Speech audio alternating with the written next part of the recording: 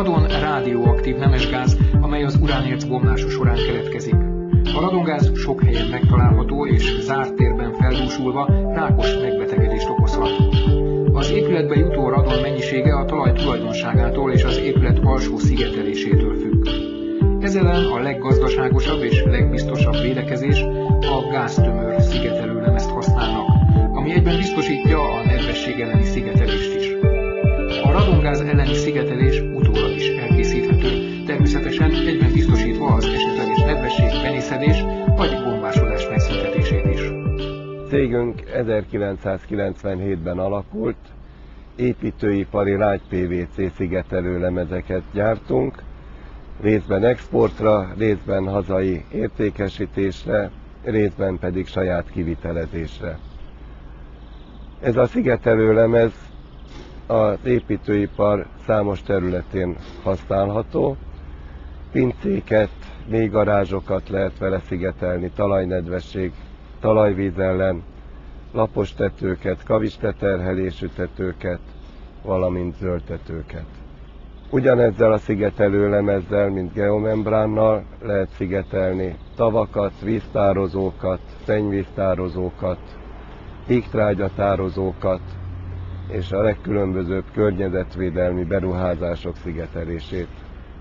Kiemelten érdekes a magyar építőipar két akut problémájának a megoldása ezzel a szigetelőlemezzel. Az egyik az az Estrich szigetelés, másik pedig a radongáz elleni szigetelés. Én az Estrich alatt a komplett szigetelőrendszert értem, az Estrich beton alatt ugyanis hőszigetelés található. A hőszigetelés alá kell helyeznünk az Estrich szigetelést, ami a talajnedvesség, talajpára elleni szigetelés. Ha ezt a talajpára, talajnedvesség elleni szigetelést nem helyezzük el, akkor a hőszigetelésünk gyakorlatilag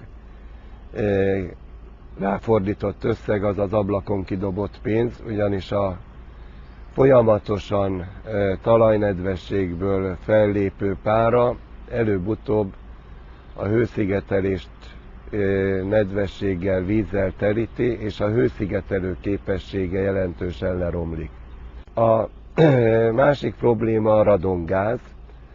Itt megint csak először fogalmakat szeretnék tisztázni. Mi is az a radongáz? Az egy rádióaktív nemesgáz, amely a talajban lévő kőzetekből folyamatosan felszabadul, és folyamatosan jön a talajból.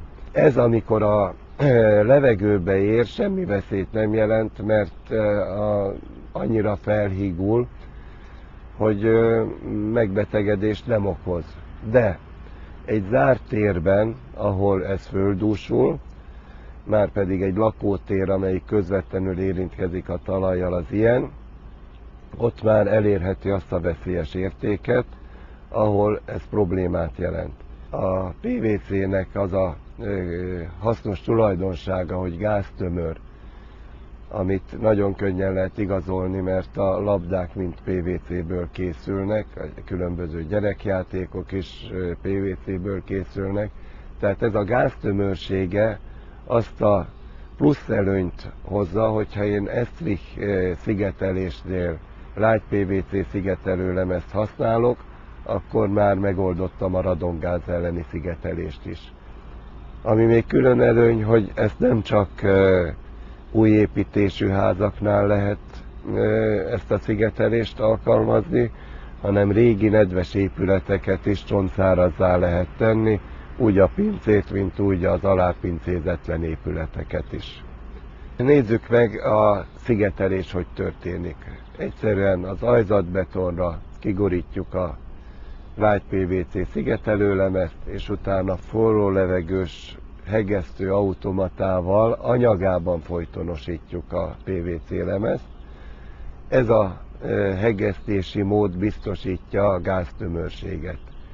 Ha ezt a falszigetelést is ugyanilyen szigetelőlemezből készítettük, és a kettőt összehegesztjük, akkor az épület fala és a teljes belső tér egy olyan teknőszigetelést kap, ami mindenféle talajnedvesség, talajpára, illetve radongáz behatolása ellen tökéletesen szigetel.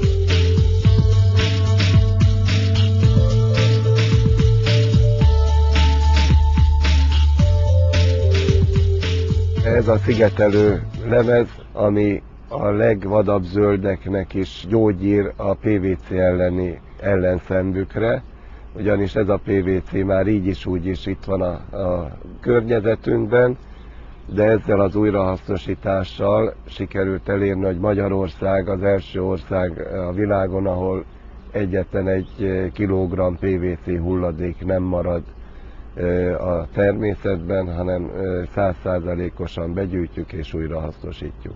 Néhány szót, hogy milyen PVC hulladékot használunk föl.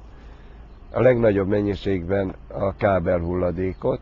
Egyébként ez a műanyag szigetelés, ez a PVC szigetelés nagyon jó minőségű, ez a legdrágább PVC, amit gyártanak, és éppen ezért a belőle készült szigetelő lemeznek a műszaki paraméterei megegyezőek, vagy ne talán még jobbak is, mint az eredetileg erre a célra gyártott PVC. A másik ilyen hulladék csoport az a PVC padlók, PVC tornatermi padlók, amelyeknek a gyártásánál szélhulladék keletkezik. Ezek korábban hulladéklerakókba, depóniákba kerültek, ezt is 100%-ban begyűjtjük és átvesszük a gyártótól. Jelentős tétel még a különböző labdajáték, gyerekjátékoknak a gyártási hulladéka. Ezek az anyagok mind olyan gépre kerülnek, amit saját magunk fejlesztettünk ki. Ezeken a gépeken addig gyúrjuk, amíg egy olyan massza nem keletkezik, amelyből aztán a homogén lemezt le tudjuk húzni. Mindegyik szigetelő lemez 2 vagy 3 rétegből van összesütve.